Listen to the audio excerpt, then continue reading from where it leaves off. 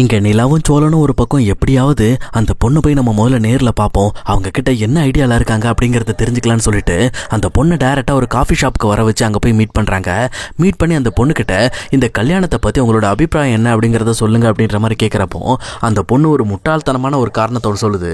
அதாவது இதுக்கு முன்னாடி அவங்க மேரேஜ்ல அந்த ஹஸ்பண்ட் சரியா இவங்களுக்கு வந்து அண்டர்ஸ்டாண்டிங் கொடுக்கல போல இருக்கு. அது மட்டும் இல்லாம அந்த பொண்ணோட ஹஸ்பண்ட் நான் இல்லை அப்படின்னா கண்டிப்பா உன்னால வாழ முடியாது, நீ தனியால நிற்க முடியாதுன்ற மாதிரி அந்த பொண்ணை ட்ரிகர் பண்ற மாதிரி நிறைய விஷயங்களை பண்ணியிருக்காங்க.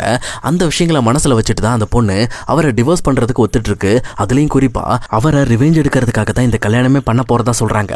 அப்ப இதையெல்லாம் கேட்டுட்டு இங்க நிலாக்கும் சோழனுக்கும் ஒரு மாதிரியா இருக்கு. என்ன இது, இவங்க கல்யாணத்தை பத்தி இப்படி யோசிச்சு வச்சிருக்காங்க, இந்த மாதிரி அவங்களோட முன்னாள் ஹஸ்பண்டை வெறுப்பேத்துறதுக்காக இந்த கல்யாணம் பண்ணணும்னு நினைக்கிறாங்க. ஆனா இந்த கல்யாணம் பண்ணிக்கிட்டதுக்கு அப்புறம் எப்படி இவங்க வாழ்க்கையில அடுத்த மூக்கு போவாங்க அப்படின்ற மாதிரி நிலாவும் சோழனும் யோசிச்சுட்டு இருக்காங்க. அதே நேரத்துல இங்க வானதி ஒரு பக்கம் வீட்டுல இருந்துகிட்டு இந்த மாதிரி நம்ம பாண்டி கிட்ட பேசினது தப்பு தான், சொல்ல போனா நம்மளோட வாழ்க்கையை பத்தி மட்டும் யோசிச்சுட்டு இருந்தோம், அது உண்மையிலுமே தவறான விஷயம், நம்ம என்ன இருந்தாலும் அந்த வீட்டுக்கு தான் வாழ போறோம், அப்போ அந்த வீட்டுல இருக்க எல்லாருமே நமக்கு முக்கியம் தானே அப்படின்ற மாதிரி வானதி ஒரு பக்கம் யோசிக்க ஆரம்பிக்கிறாங்க. அது மட்டும் இல்லாம அவங்க சேரன் அண்ணன்ட்ட பேசின விஷயம் தான் இப்படி சேரன் தப்பான முடிவு எடுக்கிறதுக்கான காரணம் அப்படிங்கறதையும் புரிஞ்சுக்கிறாங்க. அதனால என்ன ஆனாலும் பரவாயில்ல, நான் பாண்டி கிட்ட உண்மையை சொல்லியாகணும், அப்பந்தான் பாண்டி என் மேல நம்பிக்கையோட இருப்பான் அப்படின்ற மாதிரி அதை பத்தி பாண்டி கிட்ட பேசுறதுக்காக அவங்க ஒரு பக்கம் வீட்டுல இருந்து கிளம்புறாங்க. இன்னொரு பக்கம் இங்க நிலாவும் சோழனும் அந்த பொண்ணுகிட்ட பேசினதுக்கு அப்புறம் ரொம்ப குழப்பத்தோட மறுபடியும் வீட்டுக்கு போறாங்க. அவங்க வீட்டுக்கு போயிட்டு இதை பத்தி நம்ம கண்டிப்பா இன்னைக்கு நைட்டு வந்த உடனே அண்ணன் கிட்ட பேசணும், அவரை கொஞ்சம் ஒரு மாசம் வெயிட் பண்ண சொல்லணும், அந்த பொண்ணை பத்தி அந்த பொண்ணோட முடிவை பத்தி நம்ம தெளிவா தெரிஞ்சுக்கிட்டு தான் இந்த மாதிரி இந்த கல்யாணத்துல நம்ம இறங்கி செயல்படணும் அப்படின்ற மாதிரி இவங்க ரெண்டு பேரும் ஒரு பக்கம் முடிவெடுக்கிறாங்க. அதே நேரத்துல இங்க வீட்டுக்கு சேரன் எப்பவும் போல கேஷுவலா கிளம்பி வராரு. வந்த சேரன் கிட்ட இதை பத்தி பேசலாம்னு சொல்லிட்டு இங்க நிலாவும் சோழனும் அண்ணே ஒரு நிமிஷம் இருங்க, உங்ககிட்ட நான் முக்கியமான விஷயத்தை பத்தி பேசணும் அப்படின்னு சொல்லிட்டு அவரை நிறுத்தி வச்சு இந்த மாதிரி அவர்கிட்ட பேச ஆரம்பிக்கிறாங்க. ஆனா அவரை எவ்வளவோ கன்வின்ஸ் பண்ணாலும் அவர் அதுக்கு ஒத்துட்டு வர்ற மாதிரியே தெரியல.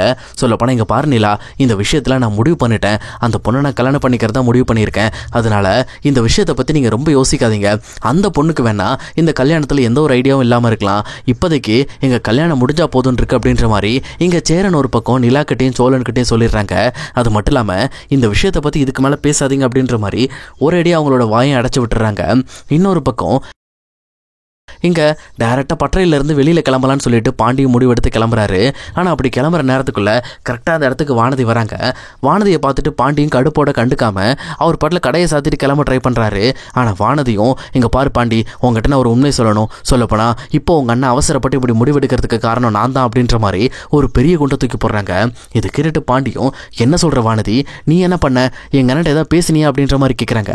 அப்போ வானதியும் ஆமா, நீங்க ஊருக்கு போயிட்டு வந்ததுக்கு அப்புறம் உங்க அண்ணனை தனியாக கூப்பிட்டு நான் பேசினேன், அவர்கிட்ட இந்த மாதிரி உங்களுக்கு கல்யாணம் ஆகாம இருக்கிறதுனால தான் நாங்க இப்படி கஷ்டப்பட்டு இருக்கோம், அதுலயும் இன்னொரு முக்கியமான விஷயம் என்னன்னா எனக்கும் இப்ப வீட்டுல கல்யாணம் பண்ணி வைக்க ட்ரை பண்ணிட்டு இருக்காங்க, அதனால தயவு செஞ்சு நீங்க சீக்கிரமா ஒரு பொண்ணை கல்யாணம் பண்ணிக்கங்க, அப்பதான் எங்களுக்கு கல்யாணம் நடக்கும்னு சொல்லி சொன்னேன், ஆனா அவரு இப்படி ஒரு தப்பான முடிவு எடுப்பாருன்னு சொல்லி நான் நினைக்கவே இல்லை அப்படின்ற மாதிரி வானதி சொல்றாங்க. அப்ப இதை கேட்டுட்டு பாண்டியும் வானதி, நான் என்ன சொல்லியிருக்கேன் உங்ககிட்ட, அண்ணன் கிட்ட எதுவும் தேவையில்லாத சொல்லாதுன்னு சொல்லியிருக்கேன்ல, இப்படி உன்னோட பேச்சை கேட்டுதான் அவரு இந்த மாதிரி ஒரு முட்டாள்தனமான முடிவு எடுத்திருக்காரு, சொல்லப்போனா அந்த பொண்ணு எப்படிப்பட்ட பொண்ணுன்னு கூட தெரியல, அந்த பொண்ணை போய் கல்யாணம் பண்ணிக்கிறதுக்கு ஒத்துட்டு இருக்காரு, அதுலயும் அந்த பொண்ணை பத்தி எங்க யாருக்கும் எதுவும் தெரியாது, இதுல வேற அது முன்னாடியே கல்யாணம் ஆன பொண்ணு வேற, இப்ப டிவோர்ஸ் வேற வாங்க போகுது, இப்ப என் அண்ணன் வாழ்க்கை என்ன ஆக போகுதுன்னே தெரியல, நீ முதல்ல கிளம்பு, நீ பண்ண வேலைக்கு எனக்கு உன் கூட பேசவும் பிடிக்கல, உன்னை பார்க்கவும் பிடிக்கல அப்படின்ற மாதிரி இங்க சேரன் ஒரு பக்கம் திட்டிட்டு அவர் ஒரு பக்கம் வீட்டுக்கு போறாரு. வீட்டுக்கு போயிட்டு இங்க டைரக்டா சேரனை பார்த்து அண்ணே நீ ஏன் இவ்வளவு அவசரப்பட்டு முடிவெடுத்திருக்கன்னு எனக்கு நல்லாவே தெரியுதுண்ணே, நான் வானதி கிட்ட பேசிட்டேன், இந்த மாதிரி நீ கவலைப்படாத, வானதிக்கு நானும் வெயிட் பண்ணி கூட கல்யாணம் பண்ணிக்கிறோம், ஆனா நீ எங்களுக்காக இப்படி அவசரப்பட்டு உன் லைஃபை வேஸ்ட் பண்ணிக்கிறோன்னு எந்த ஒரு அவசியமும் கிடையாது, தயவு செஞ்சு நான் சொல்றதை கேளு அப்படின்ற மாதிரி பாண்டி சொல்றாங்க.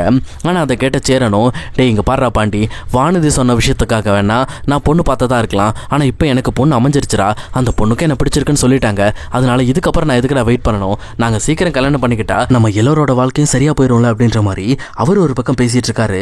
இப்படி இவர் என்னதான் சொன்னாலும் அவங்க அதை கேட்கற மாதிரியே இல்ல. அதுக்கப்புறம் அடுத்த நாள் இந்த பக்கம் அந்த பொண்ணு வீட்டுக்கு நிச்சயம் பண்றதுக்கு கிளம்புறதுக்கு தயாராகிறாங்க. அப்போ நிலாக்கும் சோழன் பாண்டியன் சொல்லிட்டு யாருக்குமே அந்த பொண்ணை இங்க சேரனுக்கு கல்யாணம் பண்ணி வைக்க விருப்பமே கிடையாது. அதுலயும் குறிப்பா இங்க நடேசனுக்கு இந்த விஷயத்துல சுத்தமா விருப்பம் இல்ல. அவரும் எவ்வளவோ இந்த பக்கம் சேரன்ட்ட சொல்லி பாக்குறாரு, ஆனா சேரன் யாரோட பேச்சையும் கேட்காம நான் கண்டிப்பா அந்த பொண்ணை கல்யாணம் பண்ணியே தீருவேன் அப்படின்ற மாதிரி இங்க முட்டாள்தனமா முடிவெடுத்து அந்த பொண்ணை நிச்சயம் பண்றதுக்கும் வீட்டுல இருந்து கிளம்புறாங்க. ஆனால் இங்கே இவங்க வீட்டில இருந்து கிளம்புறதுக்கு முன்னாடி கொஞ்சம் கவலை இருந்திருக்கலாம். பட் ஆனால் கிளம்புனதுக்கு அப்புறம் அவங்க ஒரு முடிவு எடுக்கிறாங்க. சரி என்ன ஆனாலும் பரவாயில்ல, இது சேர அண்ணனோட லைஃப், அவரே முடிவு எடுத்திருக்காரு, நம்மளால முடிஞ்ச எல்லா விஷயத்தையும் அவருக்கு சரியா செய்வோம், மற்றபடி அவரோட வாழ்க்கையை அவர் நல்லபடியாக வாழ்ந்துக்குவார் அப்படின்ற மாதிரி ஒரு மன நிம்மதியோட தான் எல்லாரும் கிளம்புறாங்க. கிளம்பி பொண்ணு வீட்டுக்கு போனால் இந்த பக்கம் பொண்ணு வீட்டில் எந்த ஒரு தயாரிப்பும் இல்லாமல் ரொம்பவே கேஷுவலாக இருக்காங்க. சொல்லப்போனால் வீட்டுக்கு இந்த மாதிரி நிச்சயம் பண்ண வந்திருக்காங்க அப்படிங்கிற எந்த ஒரு பதட்டமும் இல்லை, எந்த ஒரு சந்தோஷம் இல்லை. அவங்க பாட்டில் ரொம்ப கேஷுவலாக இருக்காங்க. அப்போ அவங்களும் கதவை திறந்து இங்கே டேரெக்டாக மாப்பிள்ளை வீட்டில் இருந்து வந்த எல்லாரையும் உள்ளே கூப்பிட்டு உட்கார வைக்கிறாங்க. அப்போ இதை பார்த்துட்டு இந்த பக்கம் நடேசனுக்கு ஒன்றுமே புரியல, என்னாச்சு இந்த வீடே ரொம்ப அமைதியாக இருக்குது அப்படின்ற மாதிரி சைலண்டாக இருக்காரு. அப்போ கரெக்டாக பொண்ணு வருது. பொண்ணு இந்த மாதிரி ரெடியாகாமல் வர்றதை பார்த்துட்டு என்னங்க இது, இந்த மாதிரி நிச்சய டைமில் பொண்ணு ரெடியாகாமல் வந்திருக்கு, இப்படி சுடிதார் போட்டு வந்து நிறுத்திருக்கீங்க, நீங்கள் என்னதான் நினச்சிட்டு இருக்கீங்க அப்படின்ற மாதிரி நடேசன் கேட்குறாரு. அப்போ உடனே பொண்ணோட அப்பாவும் என்னங்க உங்களுக்கு புரோக்கர் எதுவும் சொல்லலையா அப்படின்ற மாதிரி கேட்குறாங்க. அதுக்கப்புறம் தான் இந்த பக்கம் என்னாச்சு புரோக்கர் என்ன சொல்லணும் அப்படின்ற மாதிரி கேட்குறாங்க. சொல்லப்போனா என் பொண்ணுக்கு இந்த கல்யாணத்தில் விருப்பம் இல்லைன்னு சொல்லிட்டா, ஏன்னா என்னோட பழைய மாப்பிள்ளை மறுபடியும் பொண்ணை கன்வின்ஸ் பண்ணி கூப்பிடுறதுக்கு வந்துட்டு இருக்காரு அப்படின்ற மாதிரி சொல்கிறாங்க. அப்போ இதை கேட்டுட்டு இந்த பக்கம் செம்ம டென்ஷன் ஆயிடுறாங்க இங்கே சேரன் வீட்டில் இருக்க எல்லாரும். அப்போ அவங்களும் அந்த பொண்ணை பார்த்து என்னையா இது, நாங்கள் இப்படி நிச்சயம் பண்ணுறான்னு கிளம்பி வந்ததுக்கப்புறம் இப்படி வேணான்னு சொல்லிட்டு இருக்கீங்க, இந்த விஷயத்தை பற்றி நீங்கள் முன்னாடியே இன்ஃபார்ம் பண்ணியிருக்கோம்ல, அதை பற்றி எதுவும் சொல்லாமல் உங்கள் இஷ்டத்துக்கு முடிவு எடுத்துட்டு இருக்கீங்க அப்படின்ற மாதிரி கோவப்படுறாங்க நடேசன். அப்போ கரெக்டாக பக்கத்தில் இருக்க நிலாவும் ஏங்க நீங்கள் என்ன நினச்சிட்டு இருக்கீங்க, நேற்று காஃபி ஷாப்பில் மீட் பண்ணும்போது என்ன சொன்னீங்க, இந்த மாதிரி எனக்கு இந்த கல்யாணத்தில் முழு விருப்பம் தான், நான் இந்த கல்யாணத்தை பண்ணா போதுன்னு இருக்கேன், என் வீட்டுக்காரரு இந்த மாதிரி என்ன தனியாக வாழ முடியாதுன்னு சொல்லிட்டாரு, நான் அவர் முன்னாடி வாழ்ந்து காட்ட போகிறேன்னு சொல்லி டைலாக்லாம் பேசிட்டு இப்போ என்னமோ மறுபடியும் வேண்டான்றீங்க, என்ன நினச்சிட்டு பேசிட்டு இருக்கீங்க அப்படின்ற மாதிரி கோவப்படுறாங்க. இன்னொரு பக்கம் இங்கே சேரனுக்கு ரொம்பவே அது கஷ்டமாயிடுது. இந்த பொண்ணு கடைசியில் நம்மளை கல்யாணம் வேணான்னு சொல்லிருச்சு அப்படின்னு சொல்லிட்டு அவர் ரொம்ப வெக்ஸாகி அங்கேருந்து கிளம்பிடுறாரு. ஆனால் அனிலா அங்கேருந்து கிளம்புற மாதிரி இல்லை, அந்த பொண்ணை போட்டு லெஃப்ட் ரைட்டுன்னு திட்டி தீத்துட்டு இருக்காங்க. நீ எல்லாம் ஒரு பொண்ணாமா, ஏற்கனவே ஒருத்தர் கல்யாணம் பண்ணிட்டு அவரை வெறுப்பேற்றுறதுக்காக டிவோர்ஸ் பண்ணுறன்ற பேரில் டிவோர்ஸ் பண்ணிட்டு இந்த மாதிரி வேற ஒருத்தர் கல்யாணம் பண்ணிக்க போறேன்னு சொல்லி நீ இந்த மாதிரி காண்டு காட்டிட்டு இருக்கியா, இப்படி நீ பண்ணுற வேலைக்கு கண்டிப்பாக நீ எல்லாம் கல்யாணமே பண்ணிக்காம இருந்துடலாம், உன்னால எல்லாரோட வாழ்க்கையும் வேஸ்ட்டாக தான் போகுது அப்படின்ற மாதிரி நிலா அந்த பொண்ணை போட்டு லெஃப்ட் ரைட்டுன்னு திட்டுறாங்க. அந்த பொண்ணும் என்னை மன்னிச்சிருங்க, நான் தேவையில்லாமல் இப்படி ஒரு விஷயத்த பண்ணி உங்கள் எல்லாரையும் கஷ்டப்படுத்திட்டு அப்படின்ற மாதிரி மன்னிப்பு கேட்குறாங்க. ஆனால் இருந்தாலும் நிலாக்கு அதை ஏற்றுக்கிற மனப்பக்குவமே இல்லை. அவங்க ரொம்ப கோபத்தோட நீ பண்ண விஷயத்துக்கு ஒன்னெல்லாம் சும்மா விட மாட்டேன்டி, இப்போ நீ பண்ணதுக்கு உன் மேலே கேஸ் போட்டு உன்னை கோர்ட்டுக்கு இழுக்காம விட மாட்டேன் அப்படின்ற மாதிரி நிலா ஒரு பக்கம் அவங்க வாய்க்கு வந்த விஷயம் எல்லாத்தையும் போட்டு இந்த பொண்ணை திட்டி தீத்திட்டு இருக்காங்க. அதே நேரத்தில் இங்கே சோழனும் ஒரு பக்கம் அப்படி தான் அந்த பொண்ணோட அப்பா அம்மாவையும் பிடிச்சி கிளிகள்னு கிழிச்சு தள்ளிக்கிட்டு இருக்காரு.